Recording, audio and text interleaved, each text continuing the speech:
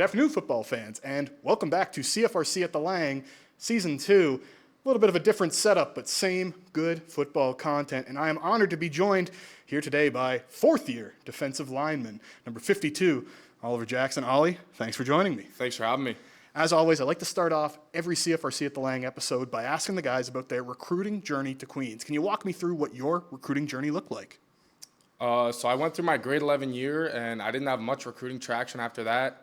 And then put in a lot of work throughout the offseason and went into Team Ontario tryouts here in Kingston at one of the domes. And after that, Coach Beck had reached out to me, went into my summer season, had a good year there. And honestly, Queens had always been the spot. I committed pretty early, I think a week into my senior year. So from there on out, I knew it was the place for me. And was there anything in particular that really attracted you to Queens? Yeah, I think the brotherhood for sure, that aspect. And honestly, academically, socially, and as obviously the football side of things, it kind of checked all the boxes, and it seemed like the perfect fit, as well as my parents being able to come to every game, being only an hour and a half away from my hometown Carleton Place. So that was pretty special to me, considering how much they sacrificed and how much time they put into me during my recruiting process. It's funny you mentioned that. Your parents were among the first Queens parents I met during my time covering the team. Very fond memories. I think it was 2023, right before the Western game, actually. We had a very nice, long conversation. Moving back towards your playing career, especially early on, this Queens team has had some outstanding defensive linemen in particular. Can you talk about some of the guys on the defense that were mentors to you in the early parts of your career? I think the big ones were, there were so many on the D-line, but I think Silas and Darian really took me under their wing early on, and being able to work out with Silas throughout the past few off-season stuff has really, really helped me. And guys like EJ, Drew, Van, just seeing how all those guys, not only what they did on the field, but what they did in preparation, how they carried themselves, the type of human beings they are, really helped me and really paved the way to show me how to carry myself here. Absolutely, and we talked about it a little bit, but this program has been blessed with especially outstanding line of scrimmage guys. And this defensive line in particular, two of the first names you mentioned, guys that are going to be making big waves in the CFL this year, Darian Newell and, of course, Silas Hubert. 2025 was a huge season for you, Ollie. Breakout year, 7 sacks, a mind-blowing 23 credited tackle for loss, which that's video game numbers. What were some of the key reasons, or who were some of the key guys that helped you get to that breakout season? Big parts of your success. I think throughout our defense, we all just kind of did our 1/12th, all did our job.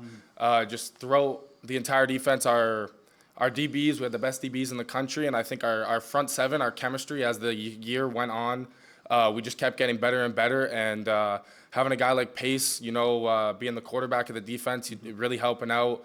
Helped me out with some pass checks and giving me some code words really helped. So, big shout out to him. And across the D-line, guy gets a sack, but so much has to go right for that sack to happen. You got to have pressure from the interior. The pocket's got to collapse. It's not ever just one guy making the play. It's really a collective group effort, whether it's the coverage and the pressure. Yeah. And I'm glad you mentioned that overall continuity on the defense, the amount of pressure sacks we saw last year where that defensive backfield was just clamping down on the receivers, it really does feed into one another. And we talked about your breakout year. I'm kind of curious, who do you think on this defense are some guys that could be ready to make that jump in 2026? I know you guys saw a little bit of Eli Bennett this year coming off the bench, had a great year, first year dressing. I think he's going to have a big step up, huge impact on the defense. I think a guy like Carter Martin, hardworking, just puts his head down, disruptive, and I think he's going to have a really good year as well. I couldn't have said it any better. Two fantastic young players. Eli Bennett having that huge, especially that first game against Western, that strip sack. Still get goosebumps thinking about it. And then Carter Martin, all OUA rookie team.